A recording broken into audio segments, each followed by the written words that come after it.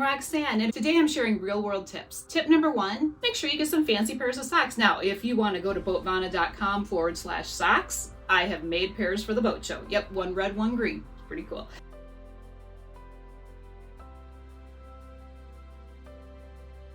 Sit where you're actually going to sit. If you are the captain majority of the time, make sure to sit at the captain's chair. If you are going to be riding in the back, in the corner, that's your spot, sit in the boat. Don't just get on the boat standing and looking around. This isn't like when you go and visit your Aunt Betty and she's got plastic on the furniture and you are not allowed to sit down on it. This is the boat show. This is where you actually get on the boat and you sit.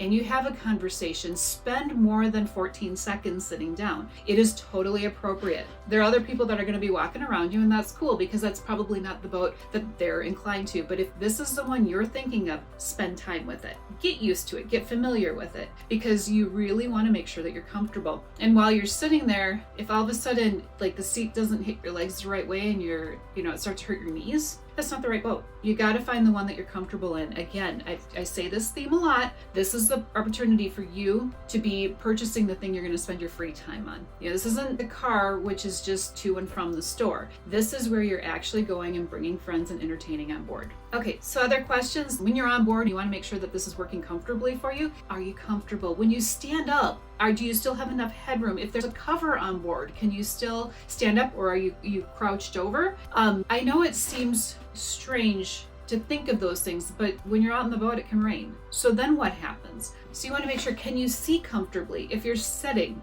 and when the boat comes up to plane, if you have, a bolster seat that flips up and you're sitting on that, can you see? I mean, those are things that you'll find out during the performance and the handling when you go out on a lake test. But you want to make sure that you give it every opportunity while the boat's on land to make sure that you don't fall in love with the boat and then have it have some sort of function that doesn't work for you. The next thing, is it comfortable? Is it relaxed? Or is everybody going to crowd into the same place? And what I mean by that is on an open bow boat. If you're planning to bring 2 other couples with you, where are they going to sit on the boat? Are you all going to sit in the bow? Because I got news for you. You better have 2 adults sitting across from each other to see exactly how much leg room you have. The other thing, if you were going to go for a deck boat, which are slightly wider, you'll have more room. Is there an option to put a table in the middle of it, like if you wanted to play cards? These things are super important to figure out how you are going to use it. If you're going to go out fishing on a boat, are you going to be able to stand up? Are you going to be able to cast? How are you going to get the functions done of the hobby that you want to pursue while boating?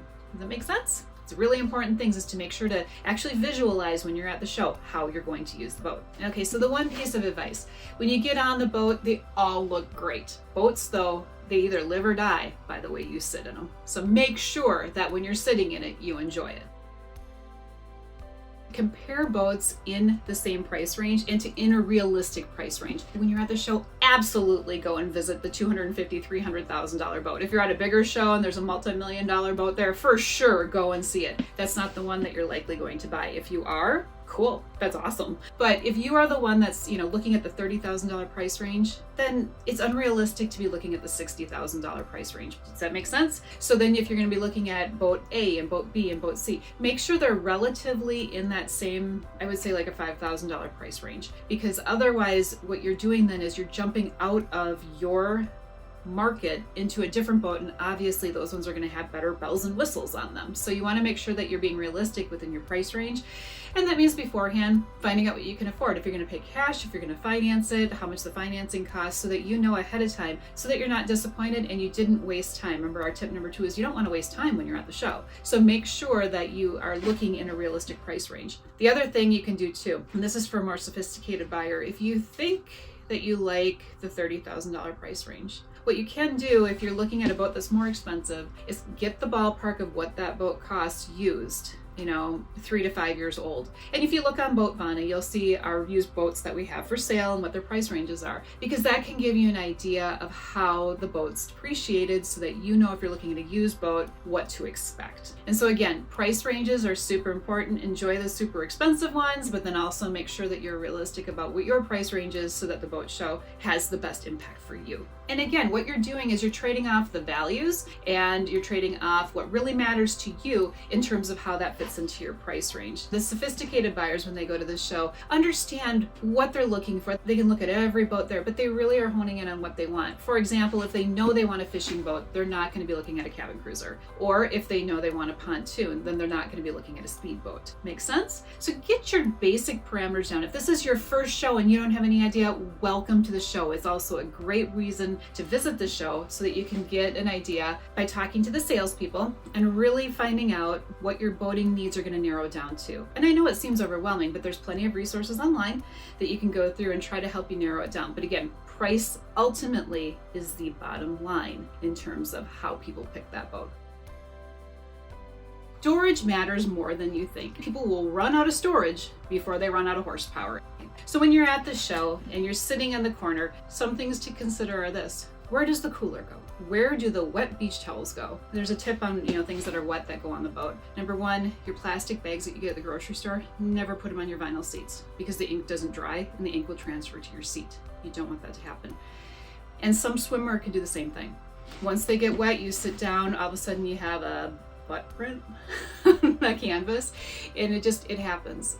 There's ways to get it off, but just be aware of this. So where are you going to put the wet beach towels? Where are you going to put the garbage? I mean, you can go wide open on a boat. So you're going like 30 miles an hour. Garbage is flying everywhere, right? You don't want to be that person. We want to keep our lakes clean. Visit lakeitclean.com. This is a nice program that we've got that you take a pledge, get a little certificate in the mail, but you don't want to be that person that has garbage flying out of your boat. And there's usually places for trash. If you've got a bigger party on board, you can bring a white garbage bag, right? Where are you going to hang it? What are you going to do with these things? Because pretty soon this beautiful, nice, clean boat that you're sitting in front of and you're visiting at the boat show, all of a sudden becomes a cluttered mess. Because you're like, where does everything go? Where do I put my bag when I get on board? Where does my purse go? Where do my shoes go? We're gonna go out to dinner. Where do we put stuff on the boat? Is it able to be locked? Can you lock a cabin on it? Can you lock an area on it? Is there anything like that? These are all important things when you're considering how you're going to use the boat. And it's so important because, like I said, you're looking at a beautiful, clean, showroom ready boat, and you're going to be bringing your kids, and they're going to have their beach towels and their toys and their inflatables. Where is this all going to go? How do you tuck it down so that, again, when you're driving fast, you don't have the raft fly out of the boat? Now, there are things you can tie them down with, but again, once you tie it down, then how are you going to walk in the middle of the boat to go get a beverage, right? All of these things are important, so just make sure that you consider storage when you're looking at the boat. Make sure to list in the comments, what was important to you during your buying process. Ask questions, maybe somebody else will jump in and answer for you. Boating is a whole community, and we're looking to welcome more people into it. So thanks for watching, good luck at the show, and enjoy your boat buying journey.